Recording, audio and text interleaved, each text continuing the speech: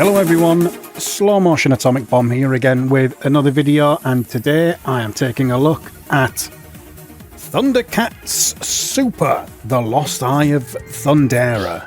This is, well, it was originally a game made by Elite Software in the mid to late 80s for most of the British home computers at the time. There was a Commodore version, a Spectrum port. There was quite a few. There was meant to be a NES version, Nintendo Entertainment System, that never came to be. Thundercats, infamously, despite being a huge franchise, never had a console game, at least not until... Was there a 3DS one in about 2011 when they had the rebooted series? And apparently it was absolutely rotten. I've never played it. I have played this, however, which, it's strictly speaking, the game that I'm playing right now isn't a real game. I mean, it's a real game, it exists, but it's actually a fan-made conversion with updated graphics and updated sprites and everything. And you can get it on... where can you get it? Game Jolt, I think.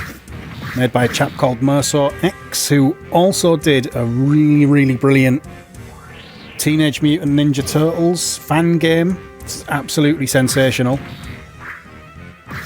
But yes, this is a vastly improved version of the Elite Software original. There's actually quite a funny story about the history of this game. What are these pigmen, by the way, and these little bastards? I don't recognise them. I don't recognise them from Thundercats. Maybe they're in Thundercats, I don't know. The original version has some of the villains, a couple of the villains, except Slythe, show up as generic characters, generic enemies, with no differences to any of the rest, like any of the rest of the villains that are in the game. It's ridiculous. There is Jackalman, and if you sort of know the pattern, fairly easy to beat. But this game has added these little boss battles, which I really like, and they've also added brand new levels that were never in the game that was set in the Thundertank. I think one of them is coming up next. We shall see. Yes, here we go. Which just reminds me of the little Thundertank toy that I had as a kid. It's a little Thundertank, and you put it in, I don't know what it was, some sort of launcher, a little bit of track with a spring on it, and you pulled it back and you press the button, and it would spin out across the room a bit like a little sort of pullback toy car. Oh, I used to love that. But this funny story about the development of this game is that Elite Software were going to make a Thundercats game, and they subcontracted it out to, is it Paradise Software or somebody like that? It was like an independent studio, and the idea was that Paradise were going to make a Thundercats game for Elite, and I guess Elite were making their own one as a backup for some reason. I don't really know why they needed two.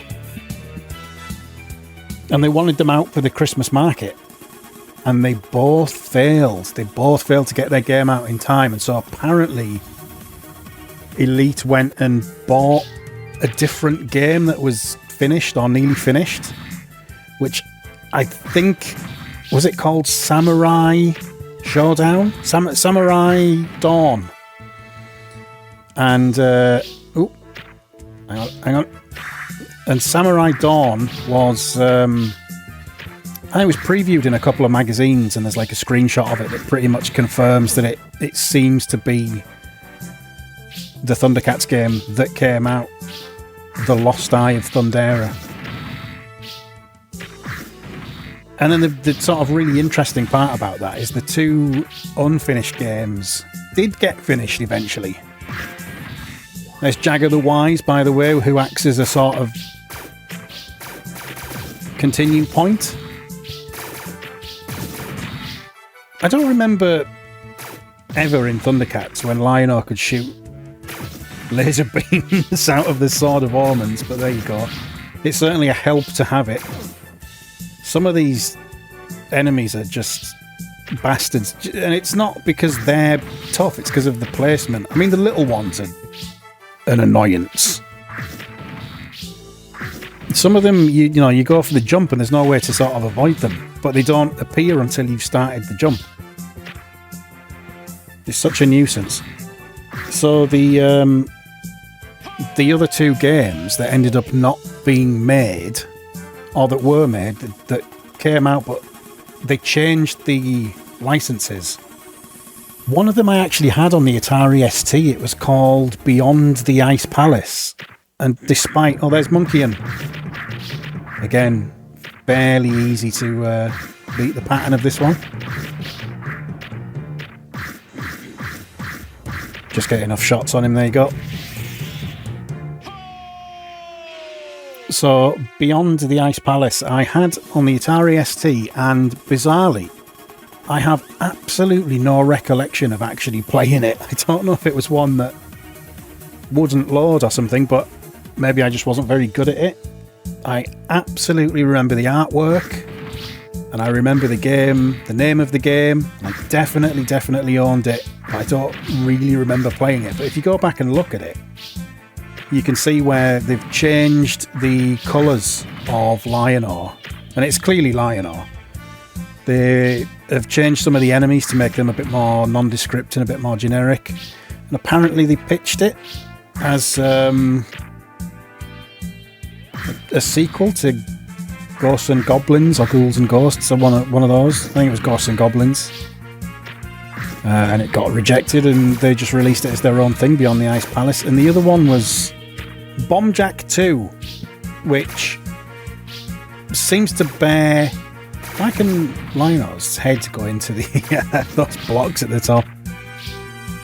It seems to bear no relation to like any kind of Thundercats game until you realise that one of the versions, maybe the Commodore, has music which sounds very much like a Sid Chip version of the Thundercats theme, but the rest of the game seems to have absolutely no sort of correlation to Thundercats. So it's interesting that there was a samurai game that was never meant to be a Thundercats game, and it was. And there were two other games that were supposed to be Thundercats games, and they weren't.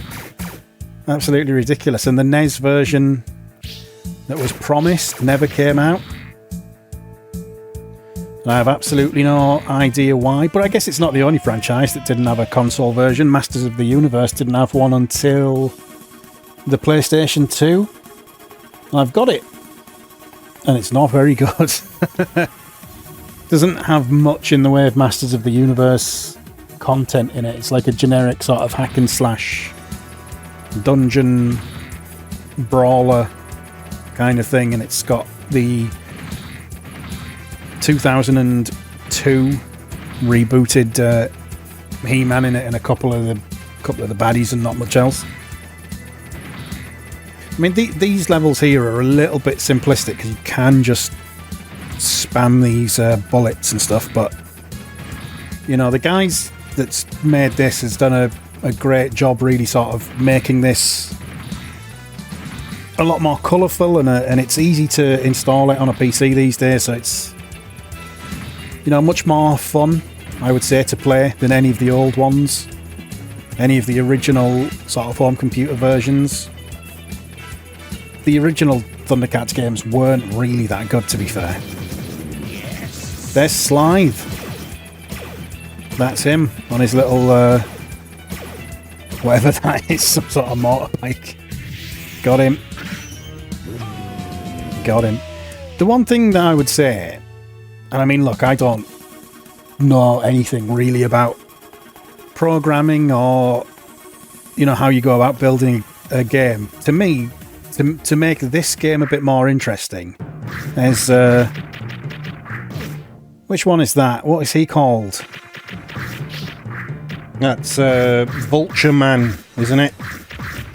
Tim Vultureman. With his horrible little beak. But what I think I would have liked is... I mean, I like that they've got 9 lives. What with them being cats, you start with 9 lives and you don't get any more lives. That's a fun little twist.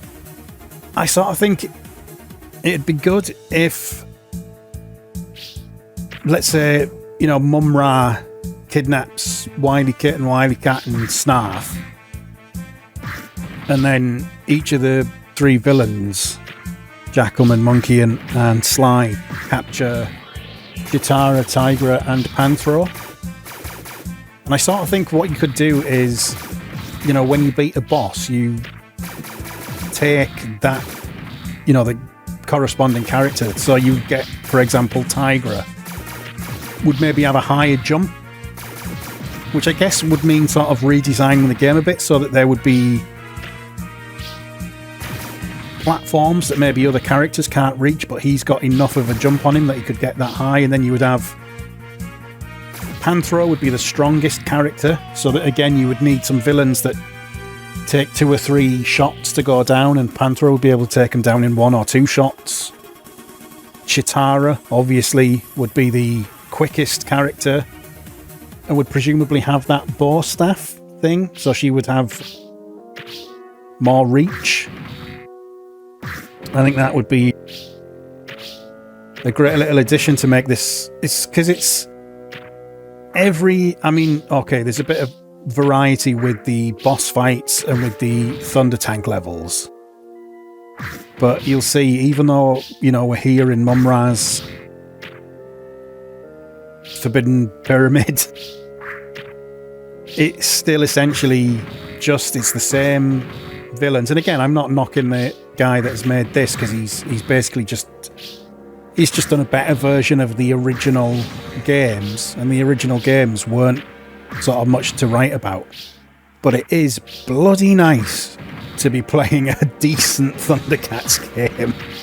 As a kid that was like very into Thundercats and had a plush Snarf, it's worth quite a bit of money now. And I had a Sword of Omens that you put a battery in it, and the little red Thundercats logo on it would light up. Fantastic. I also like the little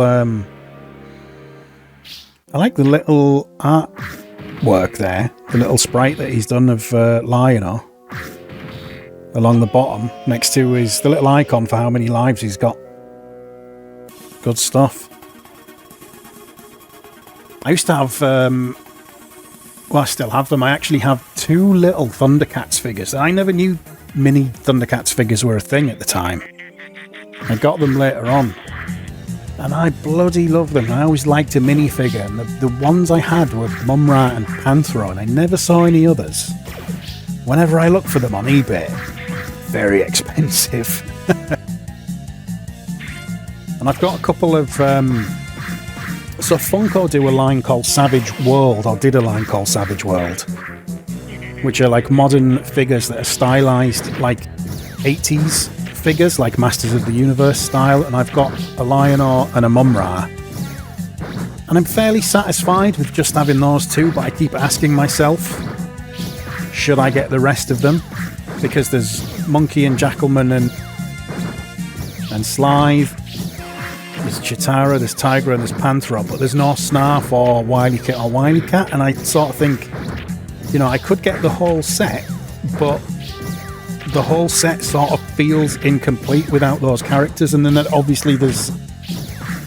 Who were the other ones? I mean, there was Jagger the Wise, obviously, who's in it at the start, who's sort of a guide for Lionel, and then there's Link Saw, isn't there? Is it Mumm-Ra? I think those characters, the sort of the Thundercats that were introduced later on, they were introduced in Thundercats Ho! The movie. I don't think they ever made it to UK TV. I don't think we got that far into the Thundercats run. I certainly don't remember watching them as a kid, but I've seen them in media and things like that, and I have the DVDs. but they don't make those characters, so I've never been able to decide. There you go, beating Mumm-Ra. There he is. And now this is a nice touch coming up. There's a little bit here after the scores go in, a little clip from the show that's been added. I love this. Check this out. And the ancient spirits of evil have banished Mumm-Ra the ever-living and the miserable Ma-Mutt to the farthest corner of our universe. Now, there is one last thing we have to do. So, Panthro, if we're going to do it, let's do it.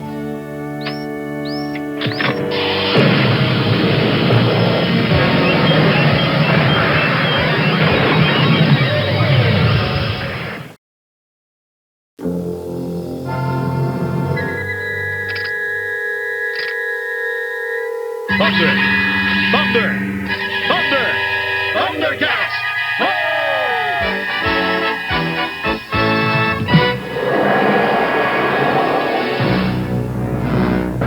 An absolutely wonderful little ending there to top things off nicely. I really enjoyed that. If you enjoyed it, would you be so kind as to like the video, comment on the video, subscribe to the channel, ding the bell if you're already subscribed to get notifications on future videos, and until next time, Thunder, Thunder, Thunder, Thundercats, slow-mo!